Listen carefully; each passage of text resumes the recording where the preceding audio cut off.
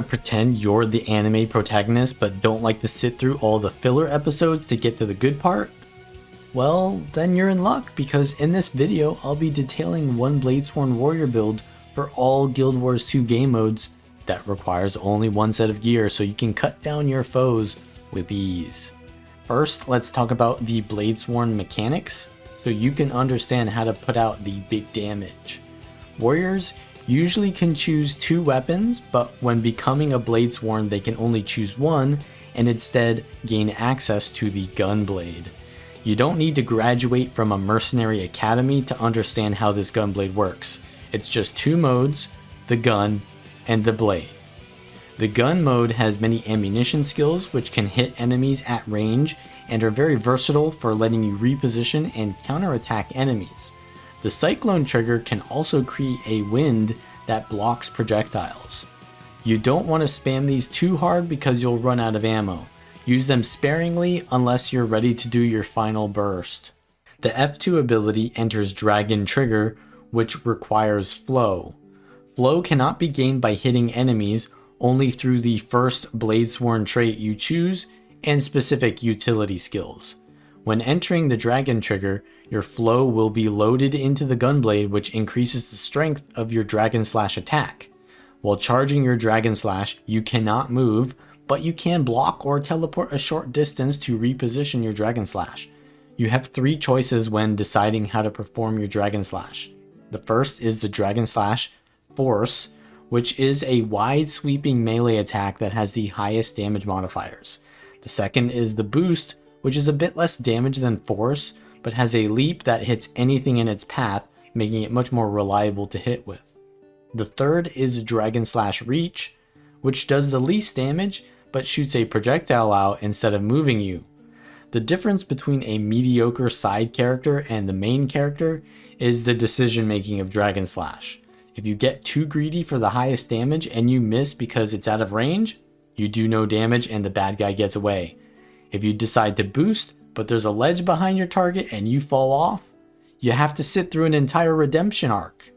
Use your port to gain superior positioning, not only to land your Dragon Slash, but also to allow you to perform it safely. For this specific Bladesworn build, I'll be using full Berserker gear for the biggest crits with speed runes. These runes increase percentage movement speed that swiftness gives you because Bladesworn can often feel very slow and clunky. This helps to alleviate that. If you aren't interested in speed, Scholar or Strength runes are also very good. I use an axe and a pistol, which provide even more burst damage on top of Dragon Slashes, so you can cause destruction to anything near you. I take Force and Cleansing Sigil on those weapons. Cleansing only occurs when you swap between your axe weapon set and your Gunblade. For open world PvE, the traits I take are Arms and Strength. Signet Mastery gives a stacking critical damage buff for 1 minute whenever you use a Signet. As you can see, I unapologetically have 4 signets on my bar, so this can easily stack up to the maximum of 5 stacks for up to 35% extra critical damage. Burst Precision gives a 100% crit chance on Dragon Slash to ensure that it can always do the maximum damage, and Dragon Slash will also make enemies vulnerable and grant Fury to help follow through with a secondary burst from Axe Pistol or Gunblade. Strength just gives extra damage modifiers, stability when using a movement skill, and when you gain might, you heal and gain endurance to dodge more. In Bladesworn, Swift as the Wind gives swiftness and flow when using a movement skill, so anytime you use a skill that moves you, including your Dragon Slash Boost, Pistol 4 and 5, Gunblade 5, you'll get flow, stability, and swiftness. Unyielding Dragon is the big Grandmaster trait, which makes charging Dragon Slash grant might, which increases the Dragon Slash damage and will heal you. Then it makes your Dragon Slash unblockable, immune to blind, and stun depending on how much flow you converted. Taking this trait means that the only thing you need to worry about is getting weakness on you while using the Dragon Trigger, because it can prevent you from critically hitting. But that's why I take the Shake It Off utility, which has no animation and will cleanse 3 conditions. You can use this right before your Dragon Slash to remove weakness. Otherwise, I take Healing Signet for the passive healing, Doliac Signet, which I can use the active of to gain more stacks of Signet Mastery and some extra stability. Signet of Fury and Signet of Rage are for flow generation. Only activate the Signet of Fury because you want the passive of the Signet of Rage. When starting a fight, always use a movement skill like the 5th skill in Gunblade to break step, and Signet of Fury to get as much flow as possible. Then use some of your Gunblade ammo up while waiting for the flow to use Dragon Slash.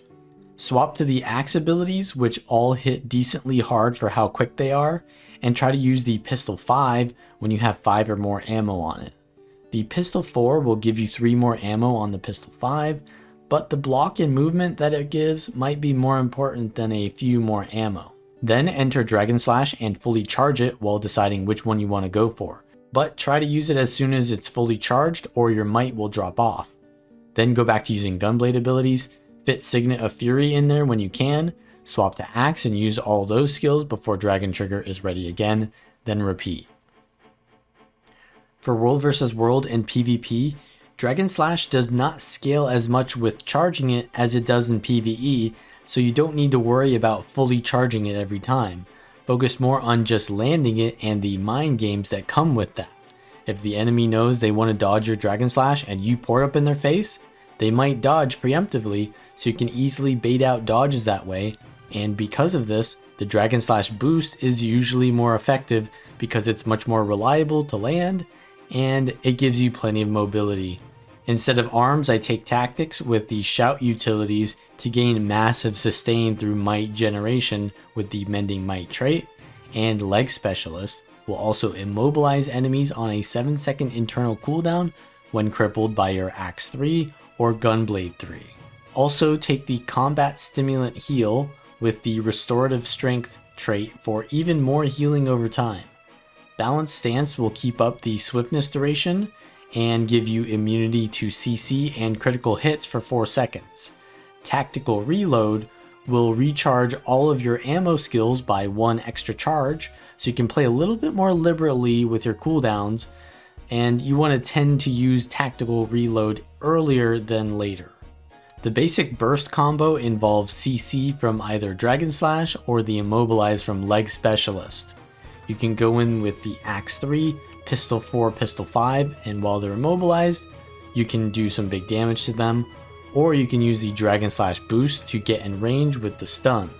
You can also minimize the Dragon Trigger aftercast by swapping to your Axe set, but you can only do this if you enter Dragon Trigger from the Gunblade. So as soon as your Dragon Slash lands, you can swap with the F1 and immediately use your Axe combo and do some big burst in melee range, following up on that stun. Warrior is not a quick class, it's predictable, but with the amount of sustain and numerous heavy hitting abilities, players run out of cooldowns and dodges if you keep up the pressure. Try to chain these combos together and wait for cooldowns and flow instead of spamming everything when it's ready, or you'll run out of ammunition. You have plenty of damage, it just needs to land.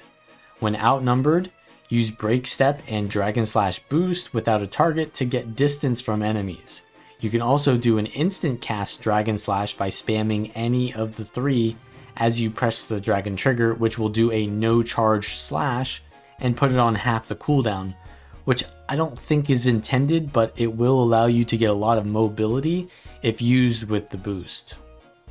In PvP, take the exact same build as World vs. World, except Balanced Stance is a little bit more balanced in PvP, so instead take On My Mark, which is another shout for more healing, and will give vulnerability to the target and reveal them, which is really good against any kind of stealth to prevent them from hiding from you.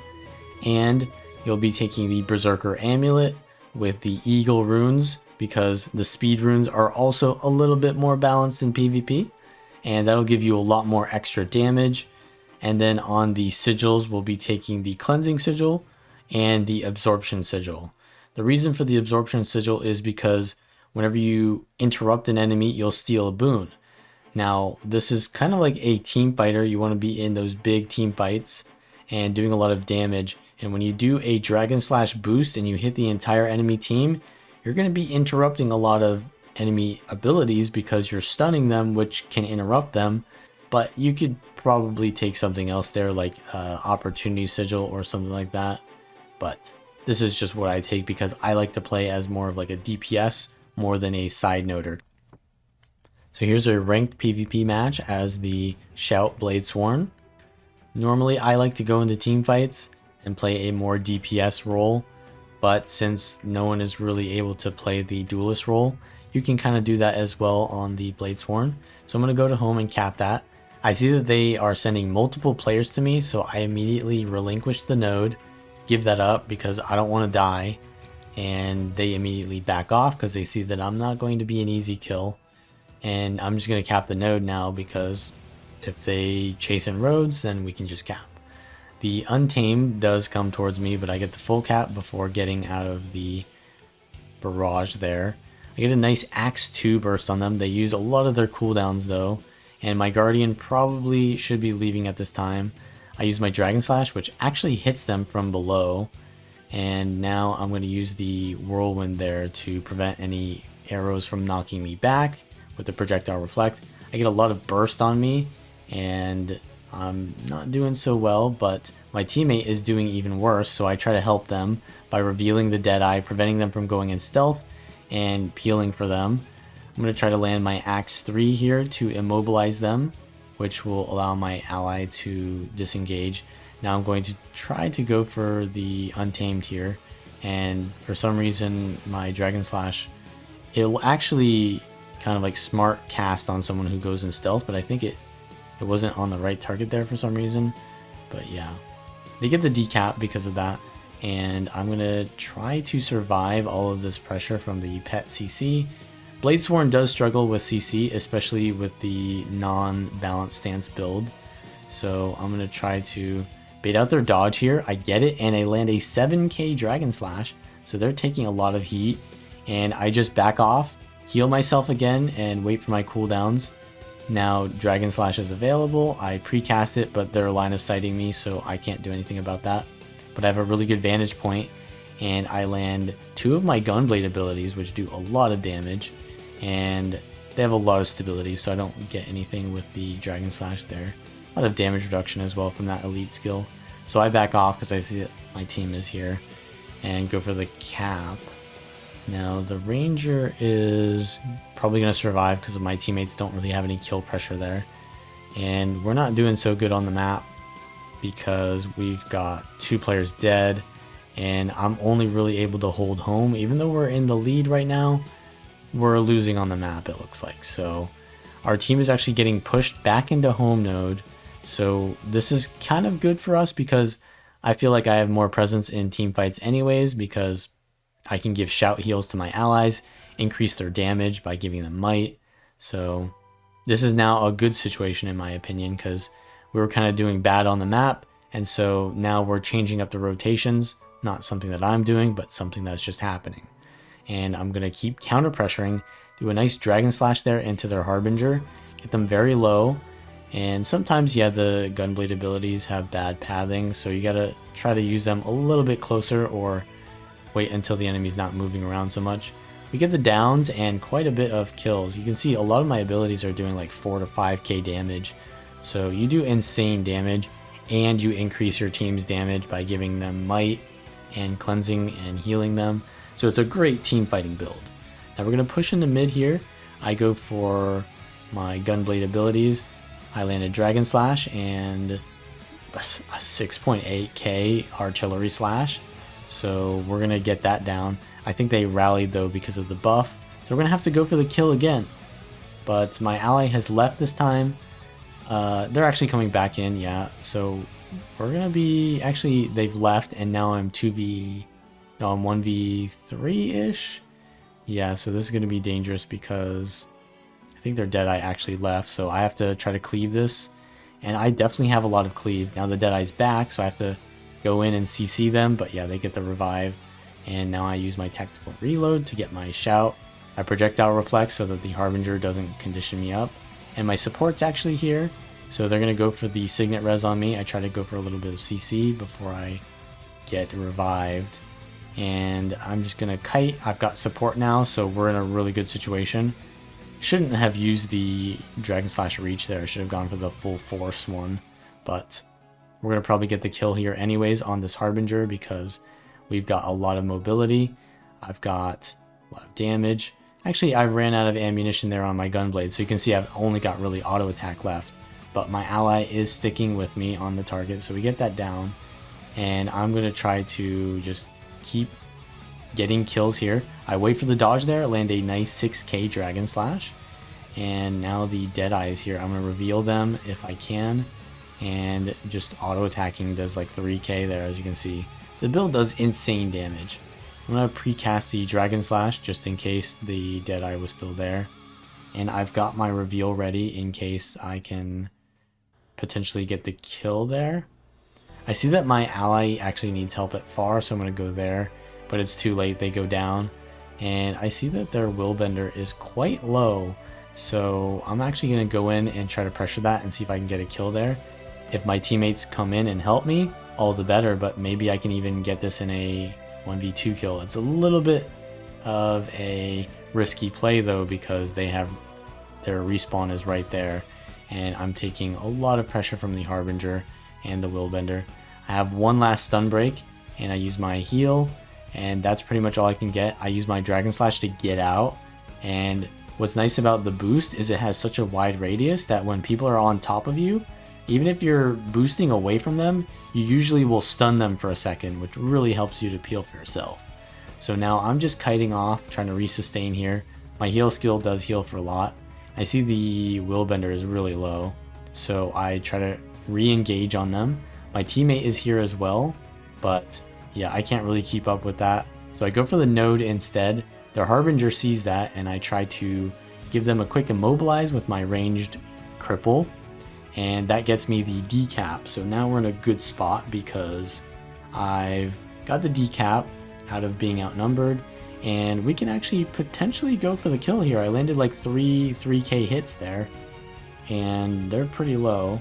Land a 5k axe hit, a 4k pistol 5. So yeah, there's just so much damage going out with this build, but weakness is kind of a counter to me. So yeah, that's really, I'm playing very aggressively with my stun break, which is risky because I'm losing my stun break at the cost of doing more damage because I'm cleansing that weakness. But yeah, it just turns out that it worked out in this situation. But in other situations, maybe it would be a bad idea because I'd be in a, I'm at their spawn, so I'm going to be outnumbered more often, so I might not get the kill. So maybe I want to save my cleanse and stun breaks for later instead of using them so aggressively.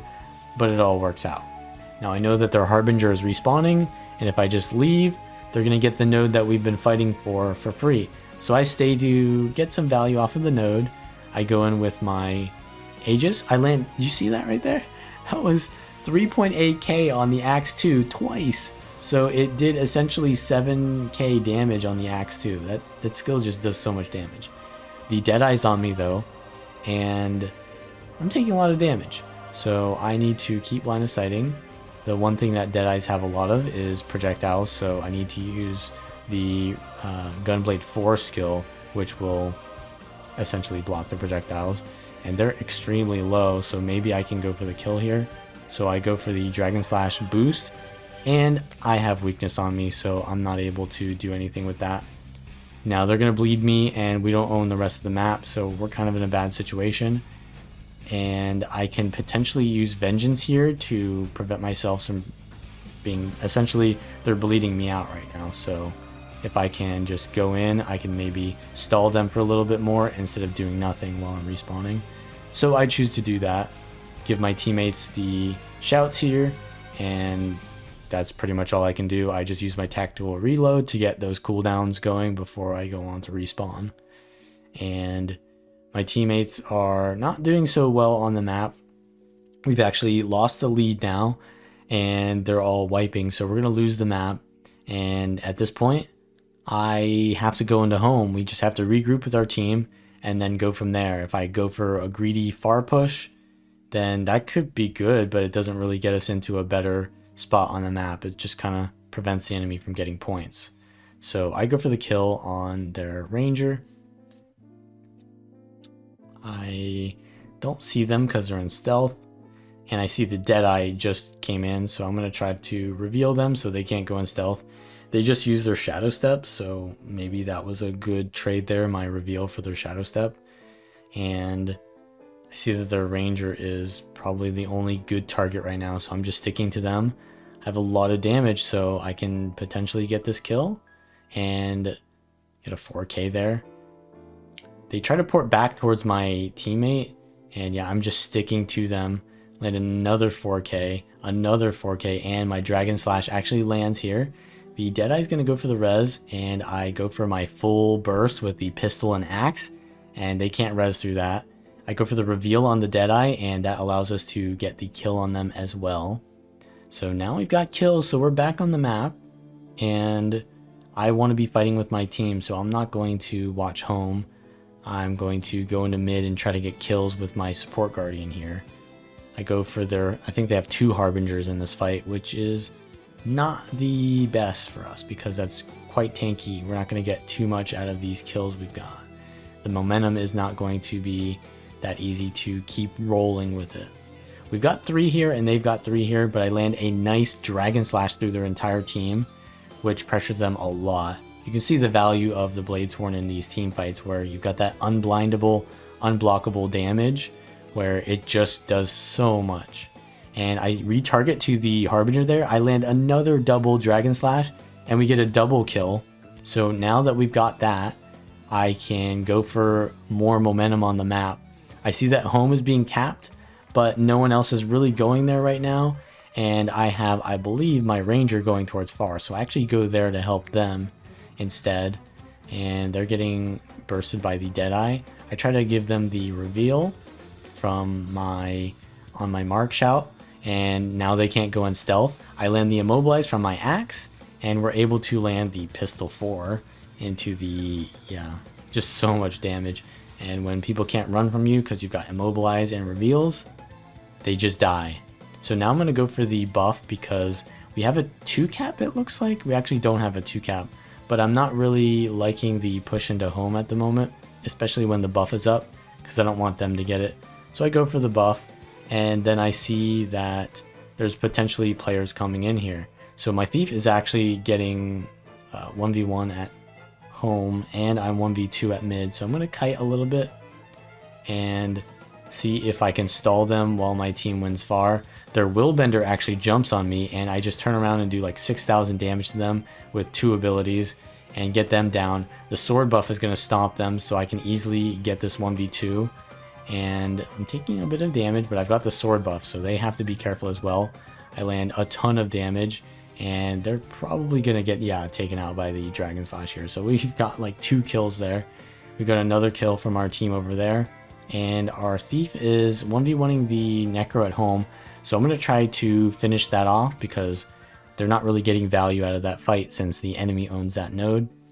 And I'm just going to try to get the cripple here to immobilize. They've actually been CC'd by the Deadeye as well, so I just land a casual 6.8k in there to finish that off. And we're going to go back into mid to try to reclaim what we just gave up for free, essentially. So they have their Willbender here. My teammate, the Tempest, is here. I land a nice little Dragon Slash there. And yeah, the Willbender is usually going to be able to escape from me, so I'm just going to back off. I do note on the map for my teammate where they've gone, just so they know. And then I'm going to stay at mid, because I can't really chase a Willbender. They're much faster than me. I can, however, chase a Harbinger, so we're going to start out doing tons of damage there. I regroup with my team to see if they're okay, but I see on the map there's actually a down body, so I'm going to go and reclaim this as well. And since we can prevent this from self-resing, we can also get the decap, getting double value at the same time of bleeding one player, preventing them from respawning, while also preventing them from being res, and getting the cap at far. So if my team loses the rest of the map, they're still even, so we shouldn't ideally lose the rest of the map. So we get the cap here, and that's pretty much going to be the match because we've got our support at mid. They're going to hold that down, and we're going to be okay. So if you like this kind of content, then like the video. Subscribe if you want to see more. And also, If you want to support me, consider becoming a patron. I would greatly appreciate that. With that being said, all of you anime protagonists in training, I hope you enjoy the build, and I will see you all next time.